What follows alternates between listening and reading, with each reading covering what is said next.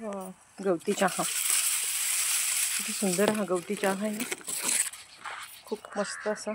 वा, गावरान गवती चहा. चहा करायच्या वेळेस याची आपल्याला आठवण येते. आता मी आहे कुठल्या शेतात आहे ओळखा बरं. आता आपण कुठल्या शेतात आहे बघा. ही मस्त पिवळे पिवळे छोटे छोटे नाजूकशी फुलं आलेले आहेत. कुठलं शेत आहे ओळखा बरं, सांगा बरं मला कुठलं शेत आहे. वा, मस्त फुलं आलेले आहेत छोटे छोटे. त्याला टोमॅटो पण आलेले आहेत. हे बघा, हे बघा टोमॅटो बघायचे तुम्हाला. वा, हे बघा किती सुंदर अशी छोटे छोटे छोटे आत्ताशी फुलं आणि त्याला छोट्याशा कळ्या लागलेल्या आहेत. मी आता आहे टोमॅटोच्या बागेमध्ये. खरं तर सगळ्यांना वाटतं आपल्याला जमीन असावी, शेत असावं असं सुंदर. पण खरं सांगू, यासाठी खरं खूप मेहनत असते खरं तर शेतकऱ्याची, शेतकरी राजाची. आता मी ज्या टोमॅटोच्या वावरामध्ये, या शेतामध्ये मी फिरते, खरं तर यासाठी मी आता कालपासून इकडे शूटिंग करते. तर खूप मेहनत असते, फवारणी असते, पाणी हे करणं असतं.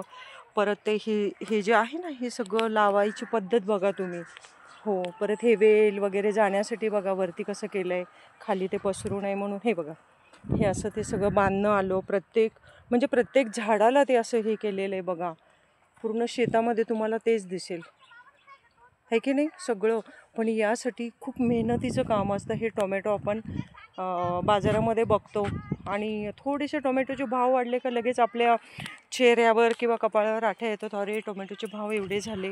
पण त्यासाठी बघा, टोमॅटो पिकवण्यामध्ये शेतकऱ्याला किती कष्ट करावे लागतात हे तुम्हाला हे सगळं बघून कळेल. ह्यासाठी किती मेहनत लागते. आपण अगदी 20-25 रुपये किलोने हे टोमॅटो घेत असतो, पण खरं त्याच्यामध्ये शेतकऱ्याच्या पदरामध्ये खरं तर मला तर वाटतं काहीच पडत नाही आहे. इथून पुढे जर टोमॅटोचे भाव वाढले ना, तर कधी कुरकुर करायची नाही बरं का मैत्रिणींनो. कधी म्हणायचं नाही टोमॅटोचे भाव वाढले, कारण त्याच्यामागे हा व्हिडिओ बघितला ना, किती मेहनत लागते हे सगळं करायला. हे आत्ताशी तर फक्त त्याला फळं आलेत, छोटे छोटे टोमॅटो आलेत, फुलं आलेत. अजून ते वाढवण्यामध्ये, त्याचं जोपासायचं, ते तोडायचं, परत आपल्यापर्यंत पोचायचं, हे सगळं शेतकऱ्याची खूप मशागत असते. खरं तर म्हणतात ना, काळ्या आईची मशागत करून आणि हे सगळं पिकवलेलं असतं, आपल्याला मिळतं छान. खूप सुंदर असं हा परिसर आहे.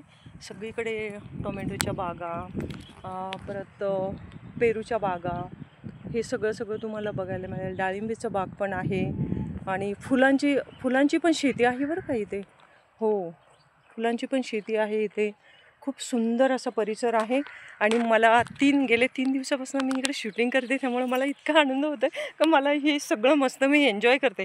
शूटिंग संपलं की मी इकडे येत असते शेतामध्ये आणि त्याचा मस्तपैकी म्हणतो ना आपण, तिथले ते आजी बाबा किंवा त्या वहिनी असतात, दादा असतात काम करायला, मी त्यांच्याशी गप्पा मारत असते, समजावून घेत असते.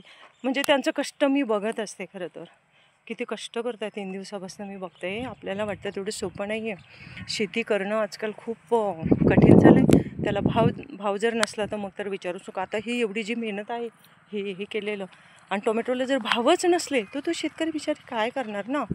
तर खरं तर हे असे शेतकऱ्यासाठी पण चांगल्या चांगल्या योजना सरकारने अंमलात आलेल्या आहेत, त्यांच्यापर्यंत पोचल्या पाहिजे असं मला वाटतं. आणि त्यांनी पण त्या समजावून घेतल्या पाहिजे. आपल्याला कुठल्या कुठल्या सरकारने योजना दिलेल्या आहे त्याचा शेतकरी राजाने नक्कीच फायदा घेतला पाहिजे असं मला वाटतं.